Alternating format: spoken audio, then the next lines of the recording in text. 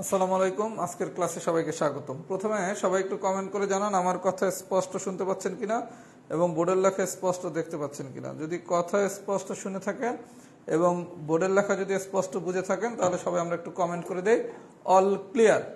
আমাদের আজকে হচ্ছে অনুপাত এবং সমানুপাতের সর্বশেষ ক্লাস।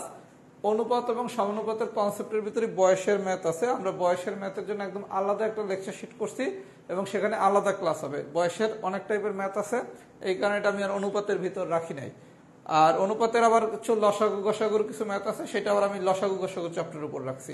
কথা কি বুঝতে পারছি? মানে অনুপাত সমানুপাতের আরো বেশ কিছু জিনিস ছিল যেগুলো আমি হচ্ছে লসাগু গসাগুতে রাখছি, আর কিছু জিনিস আমি বয়সে রাখছি। আমাদের আজকে অনুপাত এবং সমানুপাতের ক্লাসটা শেষ হয়ে যাবে। সবাই যদি একটু মনোযোগ সহকারে ইনশাল্লাহ ক্লাসটা করেন তাহলে হচ্ছে অনুপাত সমানুপাত ক্লাসের পরে ক্লাসই কমপ্লিট হয়ে যাবে। আচ্ছা, আমি প্রথমে পড়াবো টাইপ 3। টাইপ 3 হচ্ছে নাইস টু নো। এখান থেকে পরীক্ষায় কোশ্চেন হওয়ার সম্ভাবনা খুবই কম। প্রথমে আসেন এক্সাম্পল নাম্বার 6। আচ্ছা, 6 নম্বর কোশ্চেনে কি বলছে দেখি। একটি দ্রব্য ক্রয় করে 24% ক্ষতিতে বিক্রি করালো। 24% ক্ষতিতে বিক্রি। আচ্ছা, আমরা যখন লাভ ক্ষতি করবো তখন আরো ডিটেলস শিখবো। আপাতত আপনি জানা রাখেন, যখনই কোনো কিছুর একটা হিসাব হয় তখন ক্রয় মূল্যটারে আমরা ধরি হচ্ছে 100, ক্রয় মূল্যরে আমরা ধরি 100। আচ্ছা, এখন যদি লাভ হয় 24% লাভ হইলে বিক্রয় মূল্য হবে কত? 100 প্লাস 24, তার মানে হচ্ছে 124। আর যদি 24% ক্ষতি হয় তখন বিক্রয় মূল্য হবে 100 মাইনাস 24, দ্যাট মিন্স হচ্ছে 76। তাহলে আমরা কি শিখলাম? যখনই এই ধরনের কোনো ম্যাথ আসবে আমরা ক্রয় মূল্য ধরবো 100। এবার যদি লাভ বলে তাহলে হবে হচ্ছে যোগ, বিয়োগ বললে হবে মানে ক্ষতি বললে হবে বিয়োগ। তাহলে বলছি কি, একটা দ্রব্য ক্রয় করে 24% ক্ষতিতে বিক্রয় করা হলো। বিক্রয় মূল্য ক্রয় মূল্যের অনুপাত, বিক্রয় মূল্য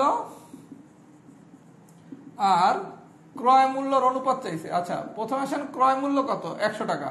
আর আমি বলছি কি বিক্রয় মূল্য যেহেতু 24% ক্ষতি, তাহলে বিক্রয় মূল্য কত? 76। তাহলে বিক্রয় মূল্য ইস্টু ক্রয় মূল্য, তার মানে কি 76 ইস্টু 100। এখন সাইড দ্বারা যদি উভয় পক্ষরে ভাগ করেন তাহলে আসে কত? যদি উভয় পক্ষরে আমরা 4 দ্বারা ভাগ করি তাহলে এই জায়গায় আসে কত? 19 ইস্টু 25। আমি বুঝাইতে পারছি, যদি বিক্রয় মূল্য ক্রয় মূল্য অনুপাত চায় তাহলে হচ্ছে 76 ইস্টু 100, উভয় পক্ষের সাইড দ্বারা ভাগ করলে কি 19 ইস্টু 25। আর যদি ক্রয় মূল্য বিক্রয় মূল্য অনুপাত চাইতো তখন হয়তো কি ক্রয় মূল্য ইস্টু বিক্রয় মূল্য। যদি ক্রয় মূল্য এবং বিক্রয় মূল্য অনুপাত চাইতো তখন ক্রয় মূল্য হচ্ছে 100, বিক্রয় মূল্য হচ্ছে 76। আমি কি কনসেপ্টটা বুঝাইতে পারছি? তার মানে এই ধরনের ম্যাথমেটিক্স এর ক্ষেত্রে ক্রয় মূল্য হলে 100 ধরতে হবে। এবার লাভ হইলে যোগ, ক্ষতি হলে বিয়োগ। এবার বিক্রয় মূল্য ইস্টু ক্রয় মূল্য চাইলে হচ্ছে এইটা অ্যান্সার। যদি ক্রয় মূল্য ইস্টু বিক্রয় মূল্য চাই তাহলে হচ্ছে এইটা অ্যান্সার। সবাই যদি বিষয়টা বুঝে থাকেন একটু লেখেন তো এক্সাম্পল 6 ডান। এগুলো পরীক্ষা আসার মতো কোশ্চেন, একদম ইজি কোশ্চেন। এত ইজি কোশ্চেন এখন আর আসে না। সবাই একটু ফিডব্যাক দেন তো, সবাই একটু ফিডব্যাক দেন।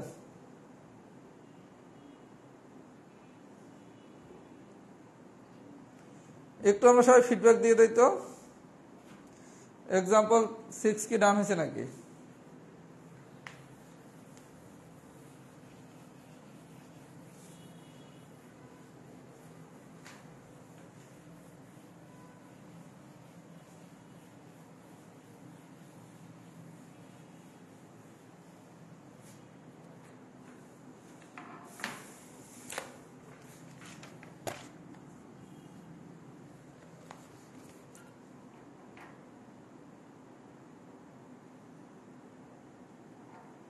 আচ্ছা, 9 নম্বর কোশ্চেনটা একটু দেখি। একটি সংখ্যা অপর একটি সংখ্যার 450%। একটি সংখ্যা অপর একটা সংখ্যার 450%। সংখ্যা দুটির অনুপাত কত? সবাই খুব মনোযোগ সহকারে একটা নোট নেন। এগুলো আমরা বিস্তারিত শতকরা শিখবো। পার্সেন্ট মানে হচ্ছে 1/100। পার্সেন্টেজ মানে কি 1/100। বলা হয়েছে কি একটা সংখ্যা অপর একটা সংখ্যার 450%। আচ্ছা, তাহলে আমরা পার্সেন্ট মানে কি জানি? 1/100। তাহলে 450 ইন্টু 1/100। এই জিরো কাটা যায়, 5 দিয়ে কাটলে 2, এই জায়গায় আসে 9, তার মানে আসে কত? 9/2। এটার অনুপাত করলে কত? 9:2। সবাইকে আমার কথা বুঝাইতে পারছি? আপনাকে যদি 8 বা 9 নম্বরের মতো কোনো কোশ্চেন দেয়, সবথেকে ইজি কোশ্চেন, একটা সংখ্যা অপর একটা সংখ্যা 450%। আমরা জানি কি পার্সেন্ট মানে কি 1/100। পার্সেন্ট মানে কি 1/100। তাহলে 450%, এই জায়গায় পার্সেন্টেজের জায়গায়, এই পার্সেন্টেজের জায়গায় আপনি কি বসাবেন, 1/100 বসাবেন। এই পার্সেন্টেজের জায়গায় 1/100 বসাবেন, বসাইলাম। এবার আপনি ক্যালকুলেশন করলে আসে কত, 9/2, 9/2, তাহলে অনুপাত কত, 9:2। আমরা কি সবাই বুঝছি? আমরা যদি সবাই বুঝে থাকি একটু ফিডব্যাক দিই, টাইপ 3 ডান। আমরা যদি পুরো বিষয়টা বুঝে থাকি একটু ফিডব্যাক দেই, টাইপ 3 ডান। সবাই একটু ফিডব্যাক দেই, টাইপ 3 ডান। যদি পুরো বিষয়টা বুঝে থাকি একটু ফিডব্যাক দেই। টাইপ 3 পরীক্ষায় আসার চান্স খুব কম, এটা একদম ইজি টাইপ। আচ্ছা, এখন আমি পড়াবো টাইপ 6। টাইপ 6 একটু লেখালেখি আছে, আমি একটু লেখালেখিগুলো লিখে দিচ্ছি আগে, এটা হচ্ছে ইম্পর্টেন্ট টু নো।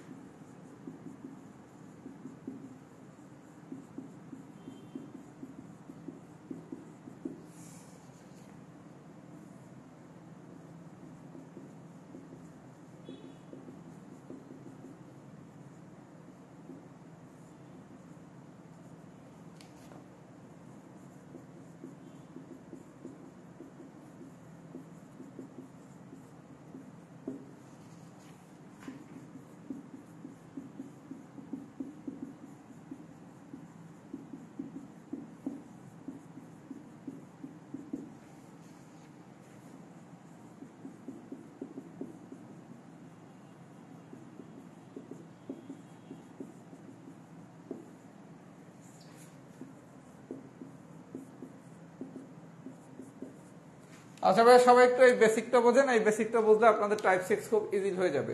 আচ্ছা, আমি লিখলাম কি, এ, এরপর হচ্ছে বি, বির পর সি, তারপর হচ্ছে D. A B C D, A B C D যদি ক্রমিক সমানুপাতি হয়, এ বি সি ডি সিরিয়ালটা দেখেন, প্রথমে হচ্ছে এ, তারপর হচ্ছে বি, তারপর হচ্ছে সি, তারপর হচ্ছে ডি। এই এ বি সি ডি যদি ক্রমিক সমানুপাতি হয়, তাইলে আমাদের সম্পর্কটা হচ্ছে প্রথম আর শেষের গুণফল, এ আর ডি, প্রথম আর শেষের গুণফল সমান সমান হচ্ছে মাঝখানের দুইটার গুণফল। এই সূত্রটা মুখস্থ রাখতে হবে, এ কমা B comma c comma D, এ কমা B comma c comma D, এটা যদি ক্রমিক সমানুপাতি হয় তাহলে প্রথমটা শেষটার গুণফল মানে কি এডি, আর মাঝখানের দুইটার গুণফল মানে কি বিসি, তার মানে এডি সমান সমান বিসি। এখন এই জায়গায় আবার একটু পরিচয় মনে রাখতে হবে, এ আর ডি এটা হচ্ছে প্রান্তীয় রাশি, এ আর ডি হচ্ছে প্রান্তীয় রাশি, আর বি আর সি হচ্ছে মধ্য রাশি, বি আর সি হচ্ছে মধ্য রাশি। তাহলে আমরা শিখলাম কি, এ কমা B comma c comma D যদি এরকম একটা বিষয় হয়, তাহলে এ আর ডি হচ্ছে আমার প্রান্তীয় রাশি, বি আর সি হচ্ছে আমার মধ্য রাশি। তখন সম্পর্কটা কি দাঁড়াবে, এডি সমান সমান বিসি। আচ্ছা, এই এডি মানে কি দেখেন ভাইয়া, এ হচ্ছে প্রান্তীয় রাশি, ডি হচ্ছে প্রান্তীয় রাশি, তার মানে এডি মানে কি প্রান্তীয় রাশিদ্বয়ের গুণফল, বিও হচ্ছে মধ্য রাশি, সিও হচ্ছে মধ্য রাশি, তাহলে বিসি মানে কি মধ্য রাশিদ্বয়ের গুণফল। পরীক্ষায় অনেক সময় কোশ্চেন দিতে পারে, যেমন এক্সাম্পল নাম্বার 3, 4টি সমানুপাতি রাশির প্রান্তীয় রাশিদ্বয়ের গুণফল 48 হলে মধ্য রাশিদ্বয়ের গুণফল কত? বলছে প্রান্তীয় রাশিদ্বয়ের গুণফল যদি 48 হয়, মধ্য রাশিদ্বয়ের গুণফল কত? আপনি শিখছেন কি, প্রান্তীয় রাশিদ্বয়ের গুণফল সমান কি মধ্য রাশিদ্বয়ের গুণফল, তাহলে মধ্য রাশিদ্বয়ের গুণফল কত? 48। তারপরে এই প্রশ্নটা কিন্তু আসতে পারে, এক্সাম্পল 3, এক্সাম্পল 3। তাহলে আমরা ওদের মূল শিখার জিনিস কি, এ কমা B comma c comma D যদি এরকম একটা সম্পর্ক হয়, তাহলে প্রথমটা শেষটার গুণফল মানে এডি সমান সমান হচ্ছে বিসি। এই এডি সমান সমান বিসি রে চাইলে কিন্তু এরকম লেখা যায়, বি রে যদি ভাগ করেন তাহলে কি এ বাই বি, আর ডি রে যদি ভাগ করেন তাহলে কি সি বাই ডি। আমরা অঙ্ক করতে এই সম্পর্কটা ইউজ করব না, তারপর একটু শিখে রাখলাম, এডি সমান সমান বিসি, এডি সমান সমান বিসি। এখান থেকে এই বি রে এই পাশে আনলে কি হয়, এ বাই বি, আর এই ডি রে এই পাশে নিলে কি হয়, সি বাই ডি। তার মানে এ বাই বি সমান সমান কি সি বাই ডি। আমি কি বুঝাইতে পারছি? যদি বুঝে থাকে সবাই একটু লেখেন এফ ডান, মানে ফর্মুলাটা ডান। এই ফর্মুলা যদি বুঝে থাকেন, এই জায়গার অঙ্কগুলো করতে এখন কোনো টাইমই লাগবে না। এই ফর্মুলাগুলো যদি সবাই বুঝে থাকেন তাহলে অঙ্ক করতে কোনো টাইমই লাগবে না। একটু সবাই ফিডব্যাক দেন, ফর্মুলাটা কি ডান হয়েছে নাকি?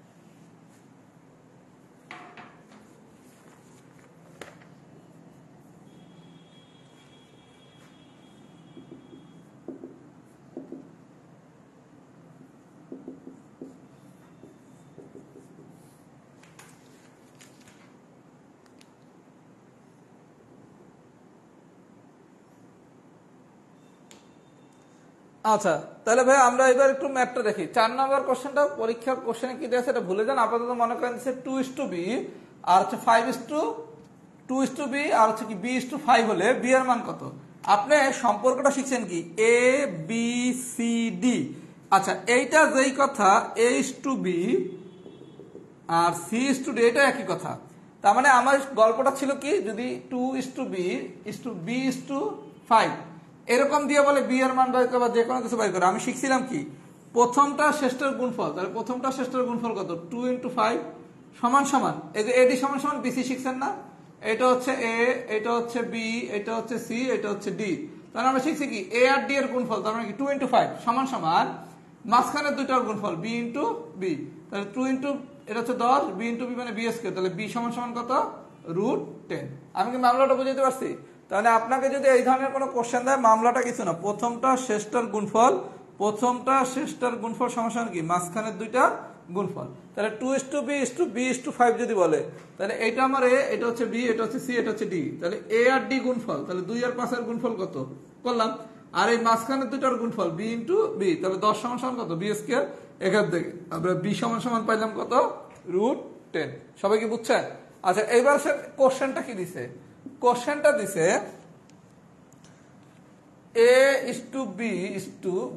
a:b:c হয় এবং a আর c এর মান যদি 5 আর a এর মান হচ্ছে 2 আর c এর মান যদি 5 হয়, তাহলে b = 4। 4 নম্বর কোশ্চেনটা একটু দেখেন ভাইয়া, বলছে কি a:b:c দিয়া বলছে এর মান 2, c এর মান যদি 5 হয় তাহলে b এর মান কত? তাহলে এর মান যদি 2 হয় বসান এই জায়গায় 2, আর c এর মান যদি 5 হয় বসান এই জায়গায় 5, তাহলে কি কোশ্চেন এরকম দাঁড়ায় গেল না? সবাইকে মামলাটা বুঝছেন? কোশ্চেনটা সরাসরি এরকমও দিতে পারে, এরকম না দিয়া এরকমও দিতে পারে। এরকম দিয়া বলছে এর মান হচ্ছে 2 আর সি এর মান হচ্ছে 5, এর মান 2 আর সি এর মান হচ্ছে 5, তাহলে এর মান যদি এখানে 2 বসাইলাম, সি এর মান 5 বসাইলাম, এবার বাকি অংশ কি আগের মতো করে দিলে কি মামলা ফিনিশ। সবাই যদি পুরো বিষয়টা বুঝে থাকেন একটু লেখেন এক্সাম্পল 4 ডান। সবাই একটু লেখেন এক্সাম্পল 4 ডান।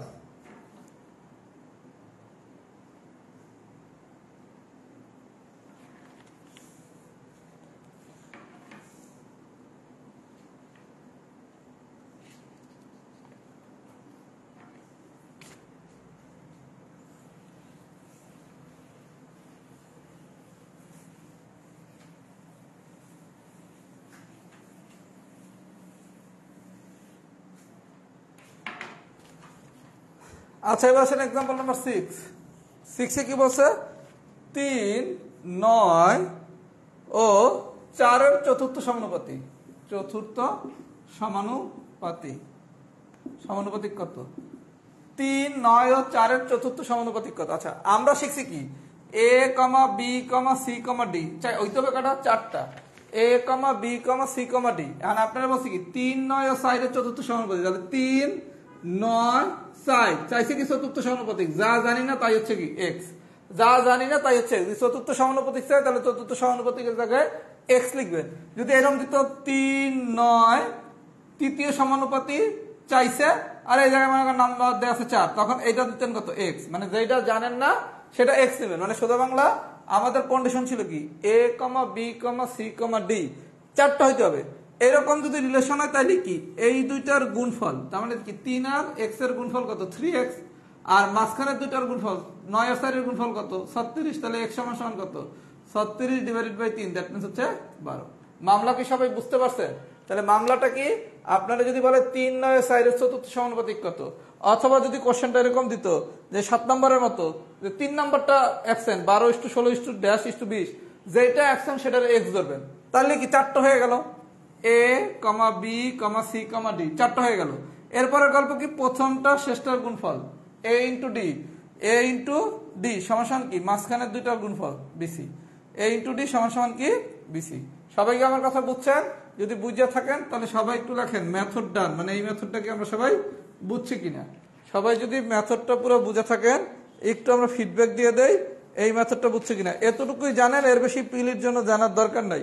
আর অনুপাত সমানুপাত হচ্ছে রিটেনের জন্য লেস ইম্পর্টেন্ট চ্যাপ্টার, যেতটুকু জানা দরকার এতটুকু জানলেই হবে, এর থেকে ডিটেলস জানার দরকার নাই।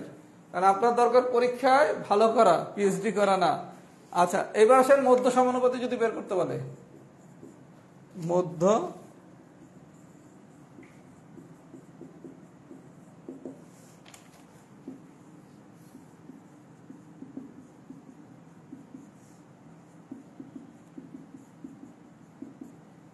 সবাই একটু ফিডব্যাক দেন।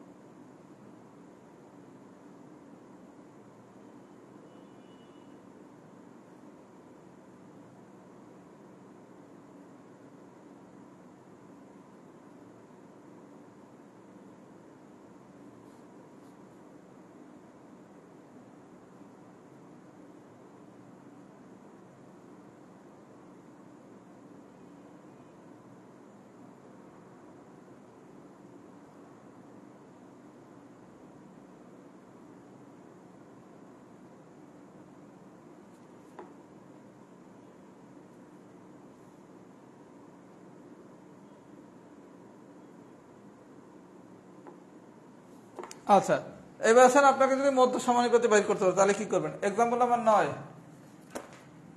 আচ্ছা, 9 নম্বরে কি বলছে দেখি। বলা হয়েছে একটি ক্রমিক সমানুপাতে প্রথম ও তৃতীয় রাশি, প্রথম রাশি দেওয়া আছে 4, প্রথম রাশি দেওয়া আছে 4 আর তৃতীয় রাশি দেওয়া আছে 16, তৃতীয় রাশি দেওয়া আছে 16।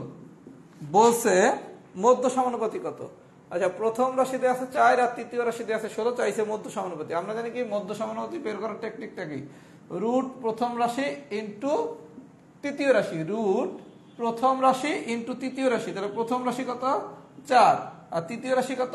16। তাহলে 4 আর 16 গুণ করলে কত? 64। 64 রুট করলে আসে কত? 8। আমরা কি সবাই বুঝছি? তাহলে পরীক্ষায় আপনাকে যদি মধ্য সমানুপাতি বের করতে বলে, মধ্য সমানুপাতি বের করার টেকনিকটা কি? রুট প্রথম রাশি ইন্টু তৃতীয় রাশি। মধ্য সমানুপাতি বের করার সিস্টেম কি? রুট প্রথম রাশি ইন্টু তৃতীয় রাশি। তাহলে প্রথম রাশি হচ্ছে 4, তৃতীয় রাশি হচ্ছে 16। তাহলে আমরা প্রথম রাশি পাইলাম কত? 4 আর তৃতীয় রাশি পাইলাম কত? 16। তাহলে রুট 4 ইন্টু 16। তাহলে রুট 4 ইন্টু 16 মানে কত? রুট 64। রুট 64 রে ইয়ে করলে আসে কত? 8। সবাইকে আমার কথা বুঝছেন? আচ্ছা, যদি বুঝে থাকেন আমি আরেকটা ম্যাথ দেখি, তাহলে 10 নম্বর ম্যাথটা হলে ক্লিয়ার হয়ে যাবেন। 10 নম্বরে কি বলছে দেখি।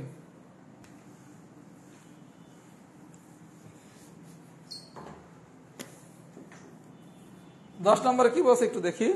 10 নম্বর বলছে টিপুর বোনের বয়স টিপুর বয়স ও তার বাবার বয়সের মধ্য সমানুপাতি। টিপুর বোনের বয়স, সবাই একটু ভাইয়া বাংলাটা বুঝেন। বোনের বয়স, টিপুর বোনের বয়স টিপুর বয়সের ও তার বাবার বয়সের মধ্য সমানুপাতি। তার মানে বোনের বয়সটা বলে দিচ্ছে কি? মধ্য সমানুপাতি না? মামলাটা একটু বোঝেন। বলা হয়েছে কি? 10 নম্বর কোশ্চেনটা একটু পড়েন। বলা হয়েছে টিপুর বোনের বয়স টিপুর বয়সের এবং তার বাবার বয়সের মধ্য সমানুপাতি। তার মানে বোনের বয়সটাই কি? মধ্য সমানুপাতি। আগের ম্যাথ গুলাতে 9 নম্বর ম্যাথে সরাসরি মধ্য সমানুপাতি বের করতে বলছে, আর 10 নম্বর ম্যাথে সরাসরি মধ্য সমানুপাতি বের করতে না বললা বলা হয়েছে টিপুর বোনের বয়স টিপুর বয়সের এবং তার বাবার বয়সের মধ্য সমানুপাতি। তাহলে বোনের বয়স কি? মধ্য সমানুপাতি। আর টিপুর বয়স বলছে 12 আর বাপের বয়স বলছে 48। তাহলে বোনের বয়স যেহেতু মধ্য সমানুপাতি, তাহলে মধ্য সমানুপাতি সমান সমান কি? প্রথম রাশি ইন্টু তৃতীয় রাশি। তার মানে কি? 12 ইন্টু 48। সবাইকে আমার কথা বুঝছেন? আপনারে 9 নম্বর অঙ্কে সরাসরি মধ্য সমানুপাতি বের করতে হয়েছিল। মধ্য সমানুপাতি বের করার সূত্র কি? রুট প্রথম রাশি ইন্টু তৃতীয় রাশি। আর 10 নম্বর কোশ্চেনে এসে বসে কি?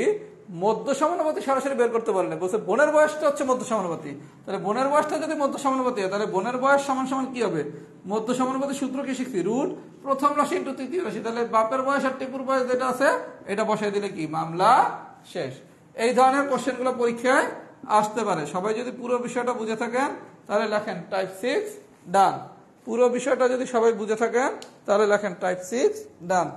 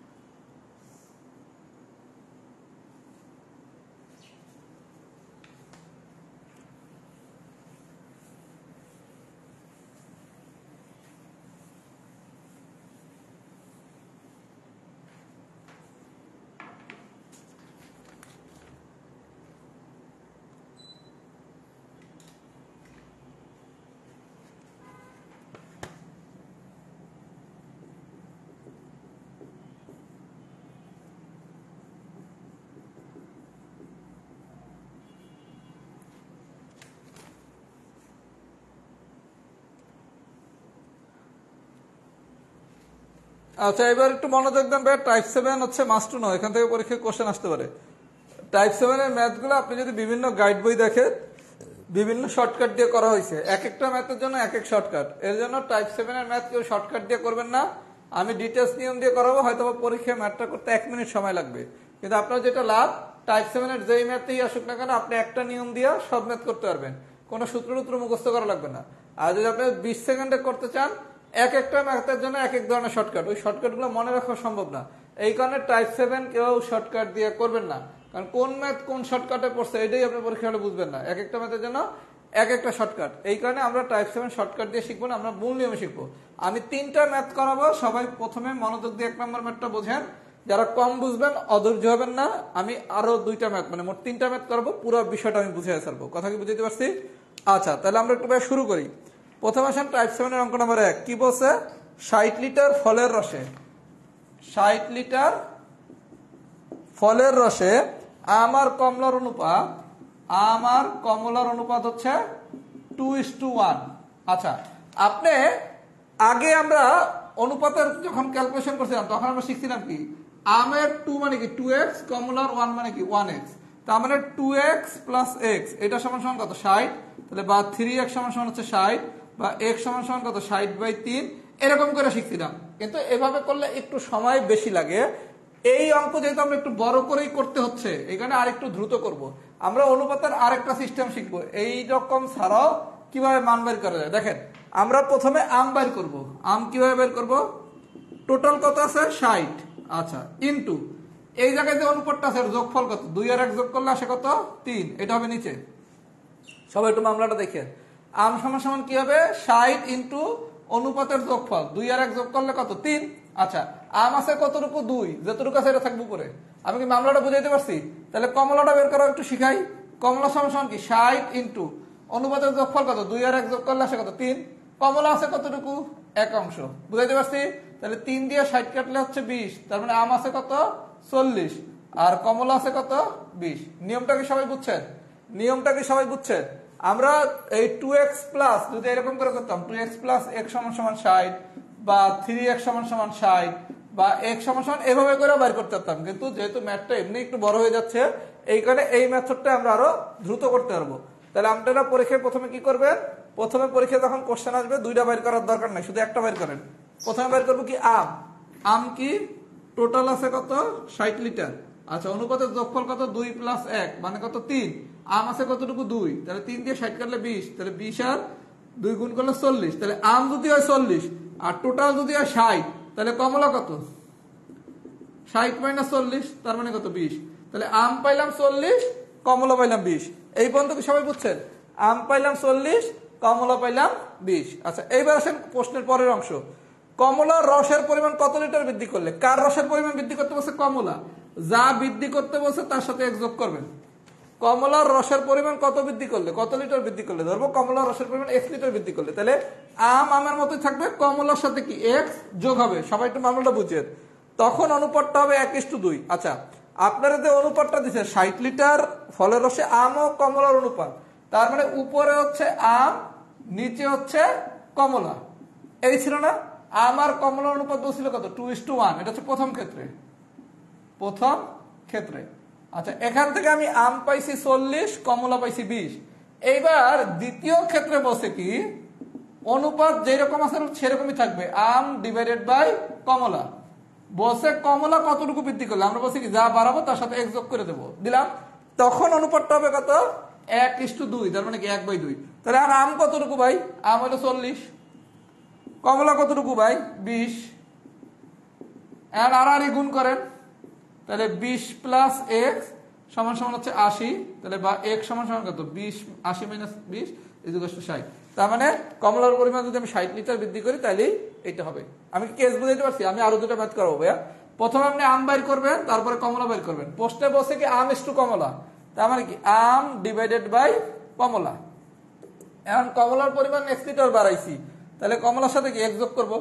যদি বলতো আমের পরিমাণ বাড়াইছি, মামলাটা একটু দেখেন, আম ডিভাইডেড বাই কমলা। যদি কমলার পরিমাণ বাড়াই তাহলে কমলা প্লাস x, যদি আমের পরিমাণ বাড়াইতো তাহলে তো কি আম প্লাস x। আমি কি মামলাটা বুঝাইতে পারছি? যারা ভালো বুঝছেন আলহামদুলিল্লাহ, যারা কম বুঝছেন আমি 2 নম্বর ম্যাথটা করাবো, আরো ক্লিয়ার হবে। এবার আরেকটা ম্যাথ করলে ফুল ক্লিয়ার হবেন। এক্সাম্পল 1-এর অবস্থা কি একটু ফিডব্যাক দেন তো সবাই। এক্সাম্পল 1-এর কি অবস্থা একটু সবাই ফিডব্যাক দেন তো।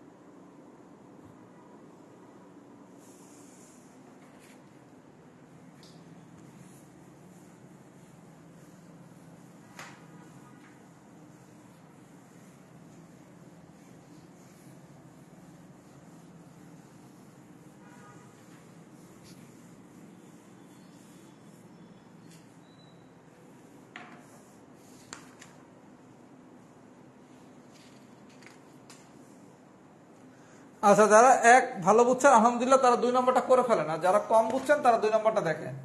যারা 1 খুব ভালো বুঝছেন তারা 2 নম্বর অঙ্কটা করে ফেলেন, আর যারা 1 কম বুঝছেন তারা 2 নম্বর অঙ্কটা মনোযোগ সহকারে দেখেন। বলছে কি একটি সোনার গয়নার ওজন 16 গ্রাম। সোনার গয়নার ওজন কত? 16 গ্রাম। আচ্ছা, এই সোনার গয়নায় সোনা তামার অনুপাত হচ্ছে 3:1। সোনা ইস্টু তামা, এটা কত? 3:1। এই জায়গায় ইয়েটা লিখবেন, সোনা ডিভাইডেড বাই তামা। যেটা সামনে থাকবে সেটা হবে উপরে, যেটা পরে থাকবে সেটা হবে নিচে। তার মানে কি সোনা ডিভাইডেড বাই তামা। আচ্ছা, তাহলে আমার সোনার পরিমাণ কেমনে বের করবো? 16 ইন্টু অনুপাতের যোগফল কত? 3 আর 1 যোগ করলে হচ্ছে 4। আছে কতটুকু? সোনা 3। তাহলে 4 3 12। তাহলে সোনা যদি 12 হয় তাহলে তামা হবে কতটুকু? টোটাল হচ্ছে 16। তাহলে সোনা যদি 12 হয় তাহলে তামা হবে কত? 16 থেকে 12 বাদ দিলে 4। সোনা যদি 16 আর তামা হচ্ছে মানে সোনা হলো টোটাল, এই মানে টোটাল 16, অনুপাতের যোগফল 4, এই জায়গায় সোনা আছে 3, তাহলে 12। তাহলে টোটাল 16, সোনা আছে 12, তামা আছে কত? 4। এই বন্ধু ঠিক আছে।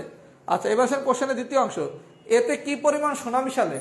আমরা বলছি কি যা মিশাবে তার সাথে 1 যোগ করবো। কি পরিমাণ সোনা মিশালে অনুপাতটি 4:1 হবে? 4/1। তাহলে সোনা কতটুকু? 12 প্লাস x। তামা কতটুকু? 4। এটা সমান সমান কত? 4/1। আর গুণ করেন, তাহলে 12 প্লাস x সমান সমান 4 × 16, বা x কত? 16 - 12, দ্যাট মিন্স হচ্ছে 4। এই অঙ্কগুলো আসলে পরীক্ষায় 60 সেকেন্ড সময় নিয়ে করবেন। কিন্তু আপনি যদি টেকনিক দিয়ে করতে যান, মানে শর্টকাট সূত্র দিয়ে, এক অঙ্কের জন্য এক একটা, কারণ এই জায়গায় কিন্তু উপরে যোগ করছি, আগের অঙ্কটাই কি নিচে যোগ করছিলাম। এক অঙ্কে এক শর্টকাট, লাস্টে আপনি পরীক্ষায় বুঝবেনই না কোন অঙ্ক দিয়ে কোন শর্টকাট দিয়ে হবে। এই কারণে আমরা শর্টকাট দিয়ে না, এটা আমরা মূল নিয়ম দিয়ে শিখবো। সবাই যদি পুরো নিয়মটা বুঝে থাকেন, লেখা তো 8 ডান মানে রুলস ডান। এবার আমি একটা খুব কঠিন ম্যাথ করাবো। এত কঠিন ম্যাথ আশা করি আসবে না, কালে বদলে মাঝে মাঝে আসে। যদি আসে তাহলে কি করবেন সেটাও শিখিয়ে দিতেছি।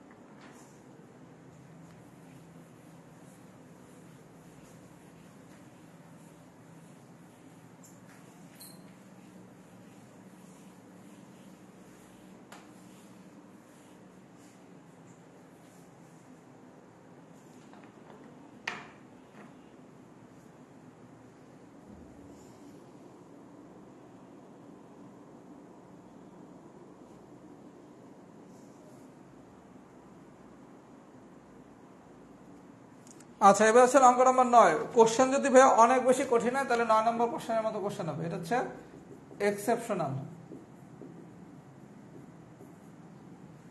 9 নম্বর কোশ্চেনটা হচ্ছে এক্সেপশনাল। আচ্ছা, কি বলছে? 64 কিলোগ্রাম বালি ও পাথরের টুকরার মিশ্রণে বালির পরিমাণ 25%। 64 কিলোগ্রাম। আচ্ছা, খুব ভালো কথা। 64 কিলোগ্রাম বালি ও পাথরের টুকরার মিশ্রণে বালির পরিমাণ। আচ্ছা, প্রথমে আসেন বালির পরিমাণ কত বলছে? 25%। তাহলে বালি হচ্ছে 64 হলো টোটাল, এটার কত 25%। সবাইকে আমার কথা বুঝছে?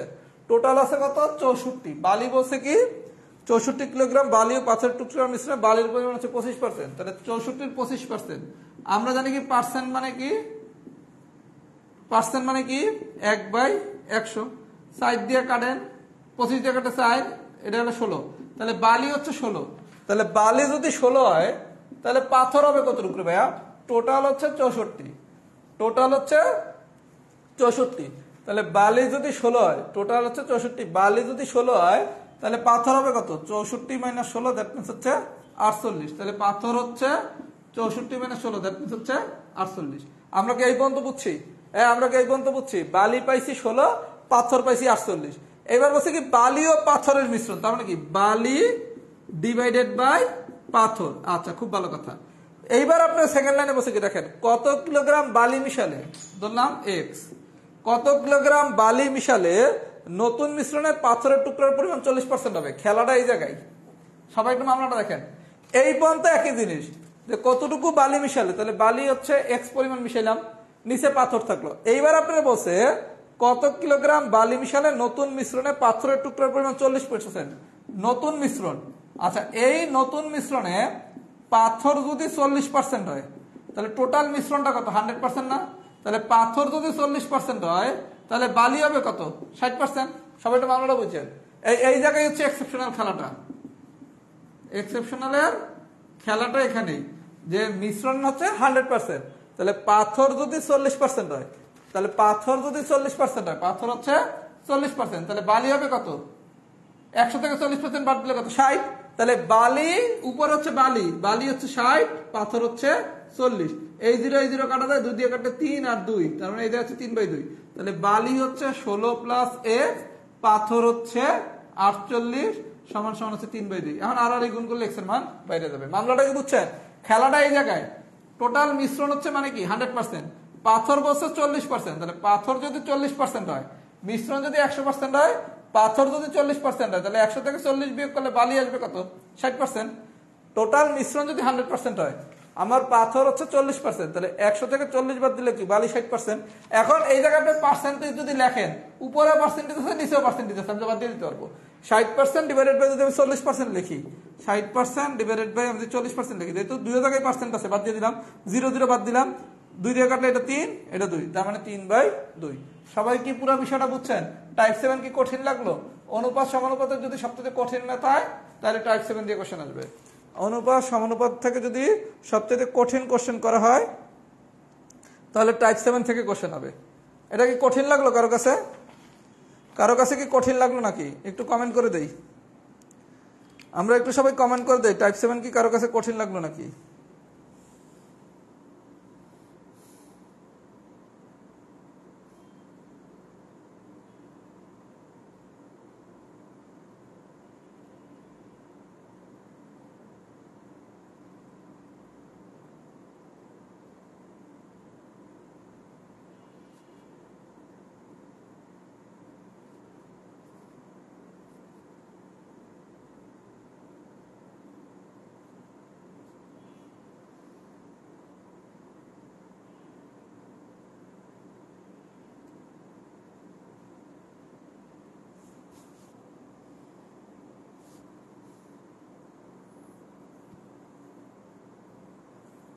যদি অনুপাত সমানুপাত দিয়ে কঠিন কোশ্চেন তাহলে এই টাইপটাই আসতে পারে। সবাই একটু এই 9টা অঙ্ক করবেন, ইনশাল্লাহ আটকাবেন না।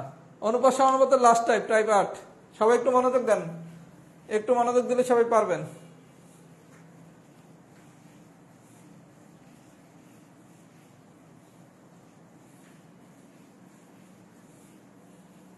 সবাই একটু মনোযোগ দেন, একদম সোজা জিনিস। টাইপ 8, প্রথমে আসেন এক্সাম্পল নাম্বার 2। এক্সাম্পল নাম্বার 2, আচ্ছা কি বলছে একটু দেখি। কিছু টাকা ক খ গ এর মধ্যে সমানভাবে ভাগ করে দেওয়া হলো। কাগর মধ্যে ভাগ করা হয়েছে? কর মধ্যে, খর মধ্যে আর গর মধ্যে।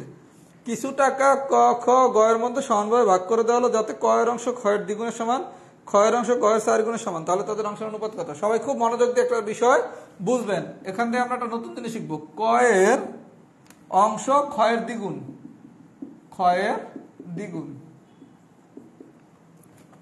খ এর অংশ গয়ের অংশের 4 গুণ। আচ্ছা ভাইয়া, এখন প্রথম প্রশ্ন, যখন এরকম গুণ টুন থাকে আমরা কোন একটার মান এক্স ধরি, যখনই একটার একটা দ্বিগুণ, 3 গুণ, 4 গুণ, 5 গুণ বলে তখন আমরা কোন একটা কিছুর মান এক্স ধরি। এখন প্রথম প্রশ্ন হচ্ছে ক খ গ, এটার ভিতরে আমি কার মান এক্স ধরবো, তাই না? সবাই একটা আমি ট্রিক শিখিয়ে দেই, যেটার মান সবচেয়ে ছোট সেটার মান ধরবেন এক্স। মাথায় ঢুকছে? যার মান সবচেয়ে ছোট মানে ক খ গ বা এ বি সি এর মধ্যে যে সবচেয়ে ছোট তার মান ধরবেন এক্স। তাহলে প্রথম প্রশ্ন হচ্ছে কার মান ছোট, এটা বুঝবো কিভাবে? দেখেন, ক এর অংশ ক্ষয়ের দ্বিগুণ, ক ক্ষয়ের দ্বিগুণ, তাহলে ক আর ক্ষয়ের মধ্যে কি, ক হচ্ছে বড়, তাহলে কত বড়? বড় তো আমার মামলায় আনাই যাবে না। পরে বলছে ক্ষয়ের অংশ গয়ের 4 গুণ, খ আবার গয়ের 4 গুণ, তাহলে কি খ বড়, তাহলে এই জায়গায় ক বড়, এই জায়গায় খ বড়, তাহলে ছোট কে? গ। তাহলে যে ছোট তারা ধরতে হবে এক্স। আমি কি মামলা বুঝাইতে পারছি? আমরা যখনই এই ধরনের ধরাধরিতে যাব, যার মান ছোট আমরা তার মান এক্স ধরবো। প্রশ্ন পরে দেখলাম কি অপশন, মানে প্রথম কন্ডিশন বলছে কি কয়ের মান, কয়ের অংশ ক্ষয়ের দ্বিগুণ, তাহলে কয়ের অংশ যদি ক্ষয়ের দ্বিগুণ হয় তাহলে ক কি ক্ষয়ের থেকে বড়। আবার সেকেন্ডে বলছে ক্ষয়ের অংশ গয়ের 4 গুণ, তাহলে ক্ষয়ের অংশ যদি গয়ের 4 গুণ হয় তাহলে খর গয়ের মধ্যে কি খ বড়, তাহলে আলটিমেটলি ছোট কে? গ। তাহলে গ হবে কি এক্স। এই পর্যন্ত কি বুঝাইতে পারছি? আচ্ছা, তাহলে ছোট সেটা ধরলাম। এবার আসেন বাকিগুলোর মান তো ধরতে হবে। গ যদি এক্স হয় আর খ যদি এক্স এর 4 গুণ হয় তাহলে খ কত? 4x। আমি কি বুঝাইতে পারছি? খ বলছে গয়ের 4 গুণ, তাহলে গ যদি এক্স হয় তাহলে খ কত? 4 গুণ হলে কি 4x। আচ্ছা, তাহলে পাইলাম খ 4x। এবার আসেন ক, ক বলছে ক্ষয়ের দ্বিগুণ, খ যদি 4x হয় তাহলে ক যদি ক্ষয়ের দ্বিগুণ হয় তাহলে 4x ইন্টু 2 না, 4x ইন্টু 2 তার মানে 8x। তাহলে এখন বলছে ক ইস্টু খ ইস্টু গ কত, তার মানে কি 8x is to 4x is to x, x x কাটা যায়, তাহলে 8 ইস্টু 4 ইস্টু 1। মামলাটা বোঝেন, আপনি গ ধরছেন x, এখন খ হচ্ছে গয়ের 4 গুণ, তাহলে গ যদি x হয় তাহলে খ হবে কি 4x, খ হবে কত? 4x। তাহলে খ যদি 4x হয় আর ক যদি 4x এর দ্বিগুণ হয় তাহলে 4x এর দ্বিগুণ কত? 4x ইন্টু 2, দ্যাট মানে কি 8x। এখন অনুপাতগুলো বসিয়ে দিলে কি মামলা ডিসমিস। সবাই কি বুঝছেন? সবাই কি বুঝছেন? যদি বুঝে থাকেন একটু ফিডব্যাক দেন তো, এক্সাম্পল টু ডান।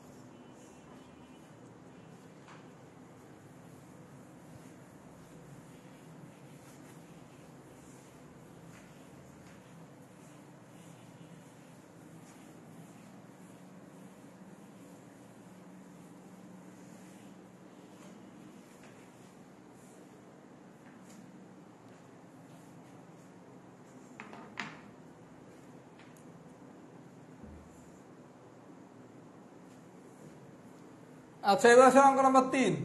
এটা একটু কঠিন প্রশ্ন কিন্তু বুঝলে অনেক সোজা। 3 নম্বর কোশ্চেনটা কঠিন কিন্তু বুঝলে অনেক সোজা, একটু মনোযোগ দেন। 1000 টাকা, 1000 টাকা ক খ 1:4 অনুপাতে ভাগ করে নিয়েছে, ক আর খ 1:4 অনুপাতে ভাগ করে নেয়। আচ্ছা, ক আর খ 1:4 অনুপাতে ভাগ করে নেয়, তাহলে ক এর অংশ হচ্ছে এক্স, খ এর অংশ হচ্ছে কত? 4x। তাহলে এক্স প্লাস 4x। আচ্ছা, এটা তো একটু বড়, আমরা ওই এক্স প্লাস 4x এ না যাই। 1000 টাকা ক খ না ওইভাবেই করাই, যেহেতু এতক্ষণ করে ওইটাতে অভ্যস্ত হয়ে গেছেন। 1:4, তাহলে ক হচ্ছে কি এক্স, খ হচ্ছে কি 4x। তাহলে প্রশ্ন মতে এক্স প্লাস 4x সমান সমান কত? 1000। তাহলে এক্স আর 4x যোগ করলে কত? 5x সমান সমান হচ্ছে 1000। এক্স সমান সমান হচ্ছে 1000/5। আমার লাগবে হচ্ছে ক্ষয়ের টাকা। কেন? একটু মামলাটা দেখেন। 1000 টাকা ক খ 1:4 অনুপাতে ভাগ করে নেয়, খুব ভালো কথা। ক্ষয়ের অংশ সে তার মা ও মেয়ের মধ্যে 2:1:1 অনুপাতে ভাগ করে দেয়, 2:1:1 অনুপাতে ভাগ করে দেয়। কার অংশ? ক্ষয়ের অংশ। তাহলে আপনার টাকা লাগবে কার? কর না খর? কর, সরি খর। খর টাকা লাগবে না। সেকেন্ড অংশে আপনি কি ক্ষয়ের অংশ ভাগ করছেন, তাহলে প্রথমে কি আমার ক্ষয়ের টাকা বের করা লাগবে। খ কত? 4x। তাহলে বা 4x সমান কত? 1000 × 4 / 5। 200, দ্যাট মিনস হচ্ছে 800। তাহলে ক্ষয়ের টাকা কত? 800। সবাই কি মামলাটা বুঝছেন? আমি ক্ষয়ের টাকা কেন বের করছি?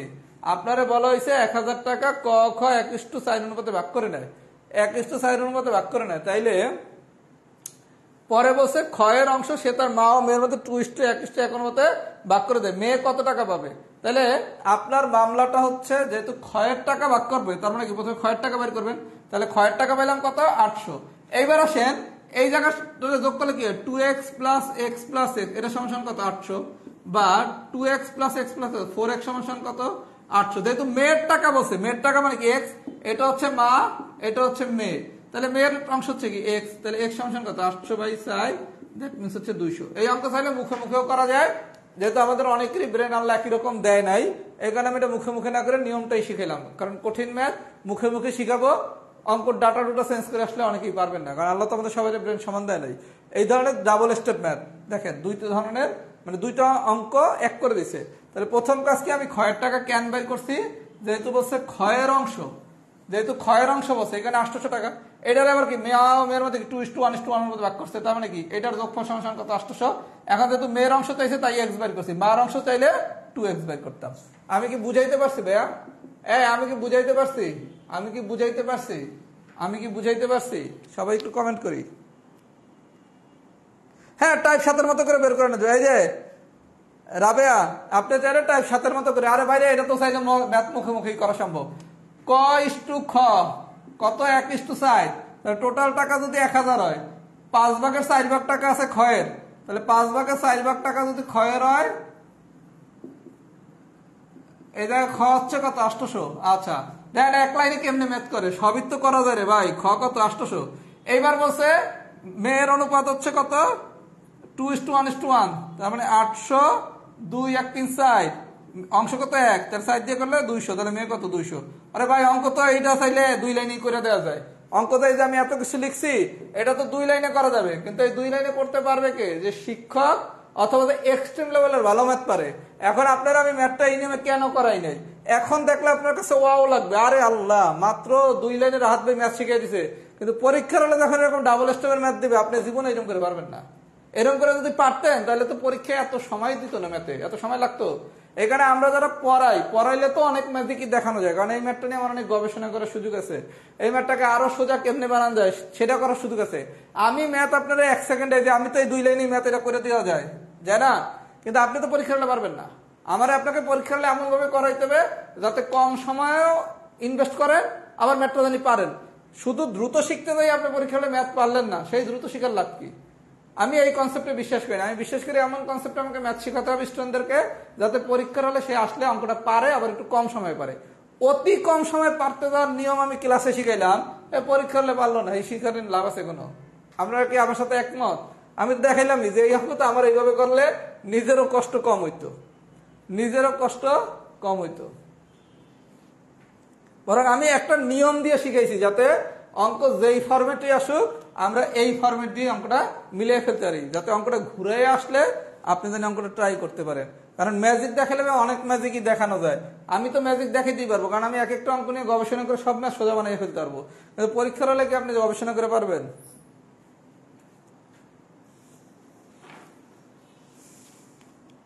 কারণ ম্যাজিক শিখে লাভ নাই ভাই, ম্যাজিক শিখতে গেলে পরীক্ষা হলে ম্যাথ পড়া যাবে না। কারণ অনেকেই 5 সেকেন্ড 10 সেকেন্ডে ম্যাথ শিখে, তাহলে 10 সেকেন্ডে যদি 15টা ম্যাথ করা যায়, বা 20 সেকেন্ডে 15টা ম্যাথ করা যায়, তাহলে 15টা ম্যাথ 20 সেকেন্ড করতে লাগবে 300 সেকেন্ড, মানে 5 মিনিট। 5 মিনিটে ম্যাথ শেষ, এটা কি সম্ভব? আচ্ছা এবার আসেন আজকের দিনের লাস্ট ম্যাথ, অঙ্ক নাম্বার 4। এটা আমরা সবাই পারবো, একটু নতুন জিনিস আছে আমরা শিখিয়ে দিতেছি।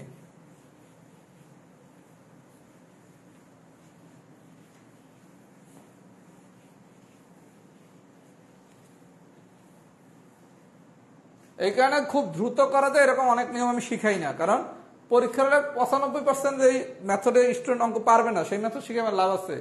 সাময়িক বাহাবার জন্য, আপনার সাময়িক বাহাবার জন্য আমি অনেক কিছু শিখে দিলাম যেগুলো আপনি পরীক্ষার হলে পারবেন না, সেই শিখার কোনো দাম নাই। আচ্ছা মনে করেন কোশ্চেনটা দিচ্ছে 261টি আম 3 ভাইয়ের মধ্যে 15:9:5 অনুপাতে ভাগ করে দেওয়া হলো। আমি মূল কোশ্চেনে পরে যাচ্ছি। বলা হইলো 261টি আম 3 ভাইয়ের মধ্যে 15:9:5 অনুপাতে ভাগ করে দিলে প্রথম ভাইটি কতটি আম পাবে। প্রশ্ন পরে আমি যাচ্ছি মূলটাতে। এটার মামলা তো খুব সোজা ছিল, 15x + 9x এত, তার মানে কি 15x + 9x + 5x = কত, 261।